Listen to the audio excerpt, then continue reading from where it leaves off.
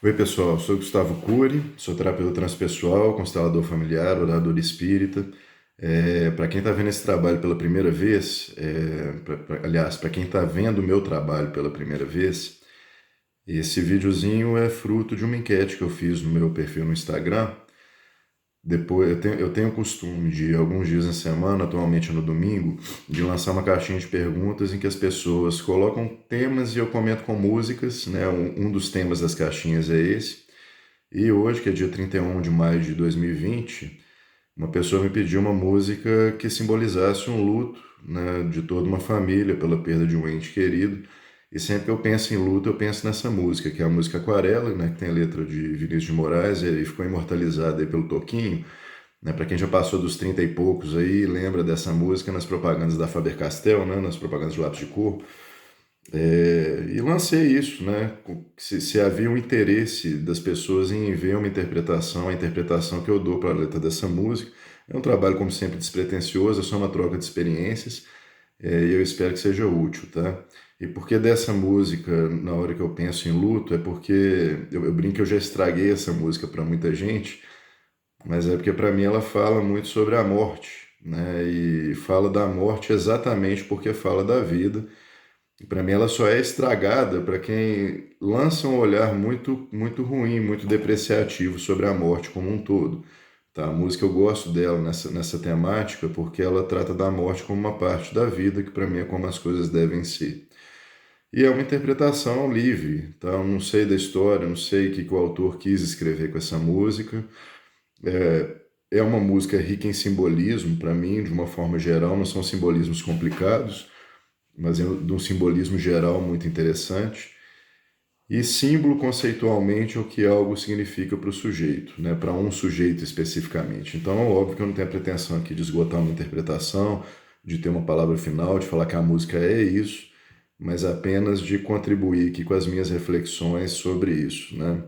Eu, por muito tempo, ouvi música e vi filme desse jeito, né? Com a minha cabeça de interpretação, minha cabeça interpretativa de pisciano, terapeuta, meio doido, né? E recentemente eu tenho me sentido mais à vontade para compartilhar essas reflexões e eu espero que seja útil para vocês. Fiquem à vontade para comentar, para discordar, para compartilhar.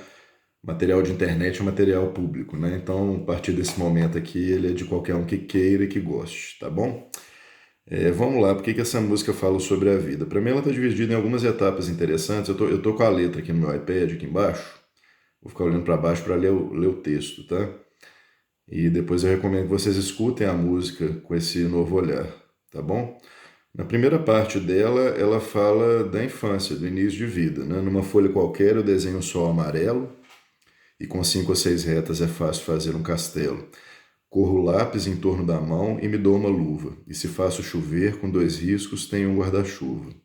Se um pinguinho de tinta cai num pedacinho azul do papel, num instante imagino uma linda gaivota voar no céu. Aqui ele fala muito da leveza, da espontaneidade e da imaginação da criança, né? Que com poucos recursos consegue criar todo um universo que para ela é muito, muito agradável, né?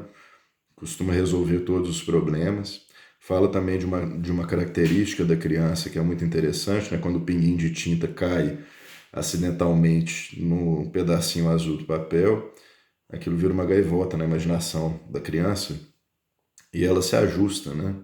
Numa perspectiva mais psicológica, essa força, esse arquétipo da criança interior, infelizmente o adulto ele costuma descuidar disso. Essa capacidade de leveza, de brincar com a vida, de usar a imaginação para viver melhor, ela é muito interessante na vida do adulto também, né?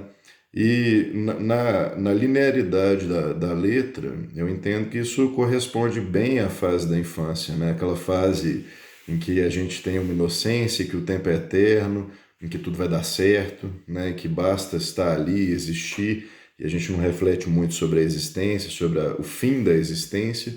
E é uma fase de vida muito gostosa, né? Alguns vivem histórias que não são tão gostosas assim, mas, via de regras, é uma fase de vida de leveza, de despreocupação.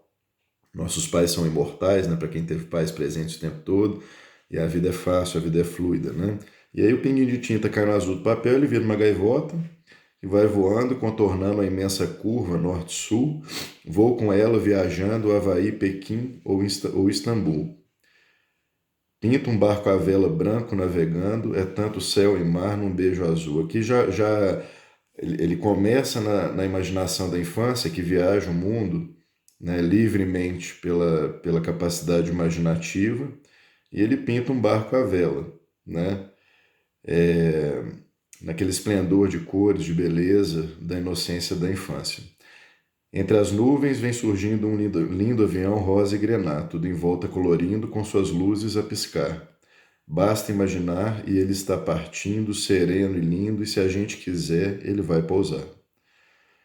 E aqui ele finda essa primeira etapa, né, que é a etapa da infância, em que a criança, como já disse algumas vezes aqui, até repetitivamente, ela é livre. Livre para voar, livre para viajar, livre para criar. Como eu disse antes, também é uma força importante, né, a gente resgatar na idade adulta, né? E na transição natural da infância, né, para a idade adulta, a gente tem no segundo momento da música a jovialidade, né? Também carregada de uma certa inocência, né? Não mais como a inocência da infância, também de uma leveza, até às vezes de uma inconsequência. Né? Eu estou hoje com 37 anos, fico lembrando de como que era quando a gente tinha 20, né? Quando eu tinha 18, 20 e poucos anos, né? Os objetivos, aquela vitalidade, aquele desejo de experimentar, desejo de viver e uma inocência que é a certeza de todas as coisas, né, que é típica do jovem. Né? Depois a gente vai envelhecendo mais um pouco, vai vendo que a gente não pode ter certeza de muita coisa. E aí uma nova criação, né, nessa fase nova da vida. Numa folha qualquer eu desenho um navio de partida.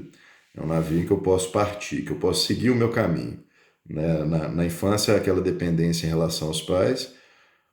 Já na adolescência, transitando para a juventude, começa a vir um ímpeto de viver a própria vida, de trilhar os próprios caminhos, e aí ele desenha um navio de partida. Com alguns bons amigos, bebendo de bem com a vida. Eu não sei de você, sou de Belo Horizonte, né? Quantos botecos, quantas cervejas com amigos, né? Quantos momentos dessa natureza, que até hoje a gente ainda tem, é importante cultivar isso, obviamente, né? Mas carregada daquela vontade, daquela vitalidade, daquela incerteza em relação ao futuro, que por um lado gera muita insegurança, mas por outro vitaliza o movimento de busca que ao longo da vida tende a se arrefecer. Né? Então a gente olha para essas fases passadas, eu não sei quando eu chegar na minha velhice, se é que eu vou chegar lá, como eu vou olhar para esse momento, mas eu já consigo hoje olhar para essas duas etapas iniciais, né, que eu estou reduzindo aqui a infância e a jovialidade, com certo saudosismo, né? Daquelas cervejas despretensiosas, daquela vida também com algumas preocupações, mas que depois que a gente chega efetivamente à idade adulta, a gente vê que eram preocupações, apesar de condizentes com a idade que a gente tinha, né? Mas atualmente preocupações que eram frívolas, que eram superficiais, né? E a gente está ali, bebendo de bem com a vida. De uma América a outra, eu consigo passar num segundo. Giro um simples compasso e num círculo eu faço o mundo. Ainda exercitando muita criatividade e a imaginação da criança.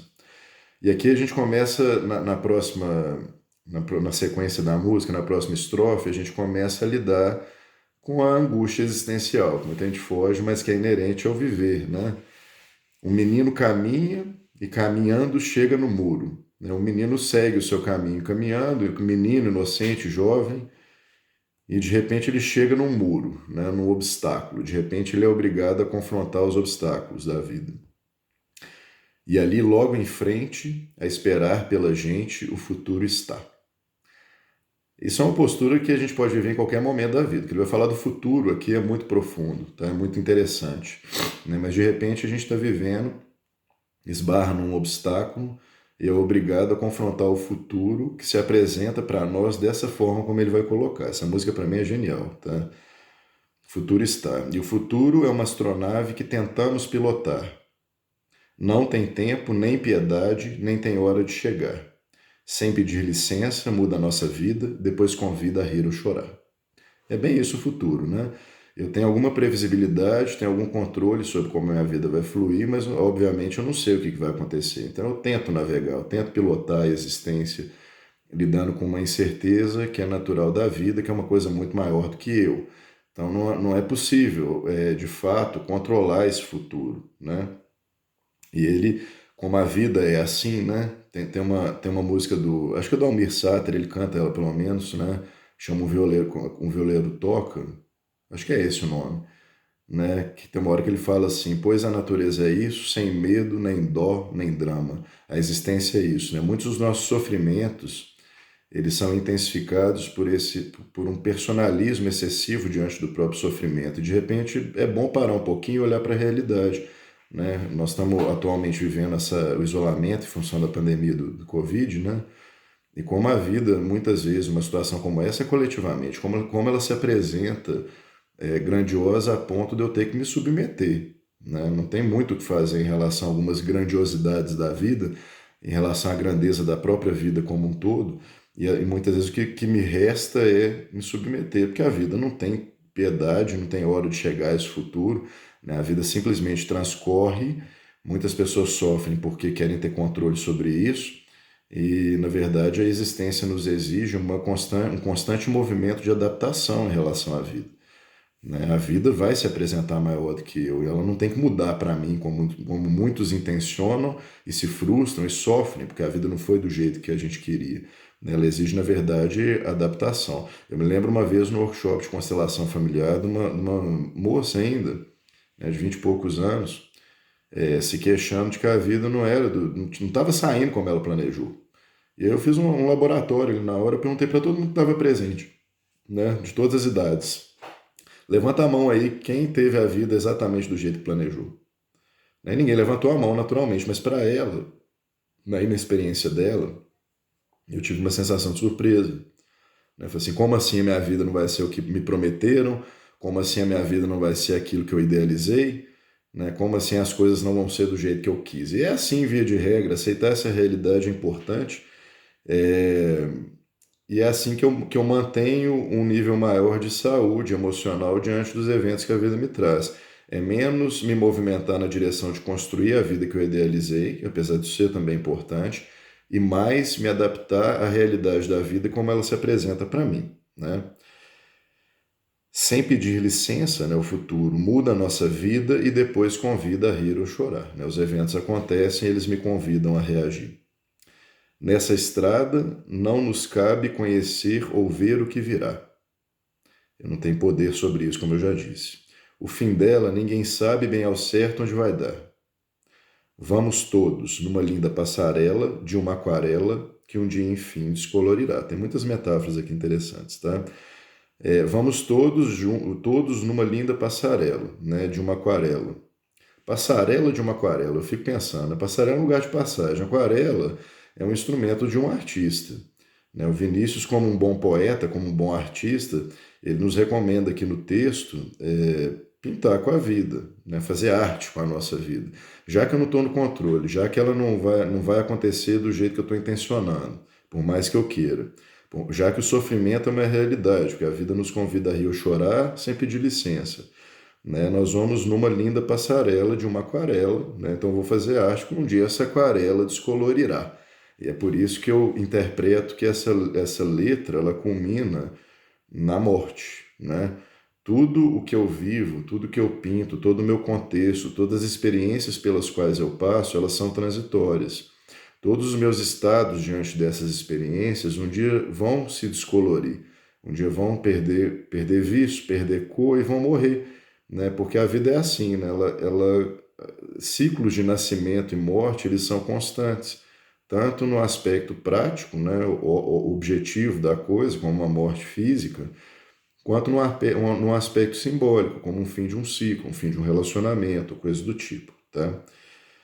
E aí ele conclui a letra com muita beleza, retomando ao início, né, que é uma coisa que costuma acontecer na velhice, né, da gente reviver, não sou velho ainda não, mas colhendo a experiência dos outros ainda, né, para aprender, para quando chegar a minha hora, se eu chegar lá, viver isso com o máximo de sabedoria possível. Né, ele resgata algumas questões, alguns olhares da infância, que às vezes o velho vê na posteridade, um filho, um neto, né, numa criança, vendo a inocência, vendo o ciclo se iniciando novamente, né, com outra pessoa e sem a inocência. Né? Então ele sabe que aquilo vai descolorir. Numa folha qualquer eu desenho um sol amarelo que descolorirá. E com 5 ou 6 retas é fácil fazer um castelo que descolorirá. Giro um simples compasso e num círculo eu faço um mundo que descolorirá. Tá?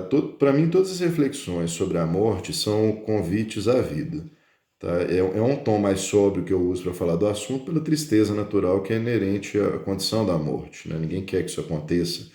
E as pessoas evitam lidar com essa realidade, apesar de ser uma realidade, né? Então, eu brinco muito com os meus clientes, brinco muito dos materiais que eu produzo, né? Palestras, vídeos, textos, né? Que a morte é uma grande tutora, uma grande conselheira. Eu li isso no livro do Castanheda, uns anos atrás também, né? Eu falo do Dom Juan para o Castanheda, né? Que a morte é a melhor conselheira. A morte pela certeza de que ela existe, pela imprevisibilidade, né? De como e quando ela vai chegar, ela nos convida a sair desse automatismo da vida e viver tão belamente, tão intensamente quanto possível, porque um dia isso vai se descolorir. Tá? Então é esse o sentido que eu queria trazer, né? Como um convite, uma proposta de vida mais digna, mais interessante, mais carregada de propósito, menos tempo para picuinha, para automatismos, para ceder a algumas coisas que não valem a pena, e um engajamento maior na direção da construção da nossa subjetividade, na construção da nossa singularidade, para que a gente viva, né, claro, com todo respeito aos outros e a todas as relações que nos circundam, mas para que a gente viva de uma forma que vale a pena, né? Eu encerro com uma reflexão do Nietzsche, que eu falo, que eu conto do meu jeito aqui, que é uma lei o que ele chamou de lei do eterno retorno. Na verdade, é uma reflexão de ordem filosófica, né? Mas ele nos propõe como uma reflexão filosófica que, segundo ele, é até uma das mais indigestas que ele já criou, se não a mais. Isso para o Nietzsche é muito marcante, porque é um cara que criou coisas muito profundas e muito desgostosas, vamos dizer assim, mas muito importantes, né? Mas quando ele fala disso, ele propõe o seguinte: imagina que tudo que você acredita ou conhece sobre a vida depois da vida seja uma mentira e que a eternidade, na verdade, seja o seguinte, tá? Você vai se encontrar com um anjo, né? Com um daimon, né? Com uma entidade qualquer agora que vai te falar o seguinte: sua vida acabou agora, esse é o momento final, eu sou o anjo da morte, eu vim anunciar o fim da sua vida, esquece tudo que você aprendeu sobre o pós-vida, porque a eternidade, na verdade, é voltar ao primeiro momento da sua vida e viver tudo exatamente do jeito que você viveu, da mesma forma, sem consciência, como se fosse a primeira vez. E isso é a eternidade. Então você já viveu isso infinitas vezes e vai continuar vivendo isso infinitas vezes até o fim dos tempos. É assim que eu entendo a ideia, tá? Não sou filósofo, não. Sou filósofo às vezes, mas não sou filósofo, não. Pensa nessa possibilidade, né? De o fim da sua vida ser agora e pensa se valeu a pena até agora. Pensa que se agora fosse o fim, você teria satisfação, orgulho, realização com essa vida que você tem vivido, ou você teria questionamentos? A pergunta que está por trás disso é: você está vivendo uma vida que vale a pena, uma vida que vale a pena para você, e não a partir de coisas que você escuta, ou de pessoas que te instruem, né, de gurus, de mestres, de doutrinas e filosofias que te propõem uma vida que às vezes está desconectada de você? Claro que eu não estou propondo aqui uma anarquia, né? A gente vive em sociedade, mas um respeito a essa singularidade ele é fundamental. E para mim a morte é a melhor tutora disso. Apesar de ser um cara espiritualista, de ser médio ostensivo, de já ter tido experiências, eu procuro viver no aqui e no agora. Tá? Depois que eu aprendi isso, minha vida fluiu de uma forma muito bacana. E para concluir a conclusão, né? Como o início da conversa foi a motivação dessa interpretação por um processo de luto de outra pessoa, aqui já na perspectiva das constelações familiares, que é um trabalho que eu gosto muito de conduzir, a melhor forma de honrar a memória dos nossos queridos que se foram é olhando para a vida, vivendo uma vida significativa. É só pensar se você estivesse no outro lado, se você ia querer que alguém muito querido seu, muito amado por você, tivesse uma vida miserável, tivesse uma vida mais ou menos, tivesse uma vida que não vale a pena. Tá? Como diz Mário Sérgio Cortella, a vida é muito curta para ser pequena. Tá? Então, a ideia desse material, de tudo que eu faço, na verdade, é despretensiosamente provocar reflexões para que a gente viva uma vida que valha mais a pena, tá bom? Eu espero que seja útil para vocês. Convido todos a ouvir a música agora, tá? Aquarela na voz do Toquinho mesmo, não brinca muito não, vai na versão conhecida dela, que é muito rica, tá bom? E eu espero que vocês curtam isso. Gostou? Compartilha, dá um feedback aí para dar uma força para o trabalho. Se alguém tiver curiosidade ou sugestões de mais interpretações dessa natureza, é a primeira vez que eu faço assim num formato didático, né? Mas eu falo isso de forma muito superficial, muito esparsa, ou então conversando, tomando minha cerveja com as pessoas que eu gosto, eu conto alguma coisa ou outra também. Se valeu a pena, manda sugestão, tem muita coisa, muito material artístico, né? Musical, que é talvez eu tenha um pouco mais de competência para fazer, eu não sou, também não sou um crítico de arte, né? Mas tem muito material legal que a gente pode fazer isso aí. Você já teve alguma ideia, quer saber alguma coisa, teve dúvida, manda para nós, vai ser um prazer, tá bom? Espero que vocês tenham gostado. Um abraço a todos.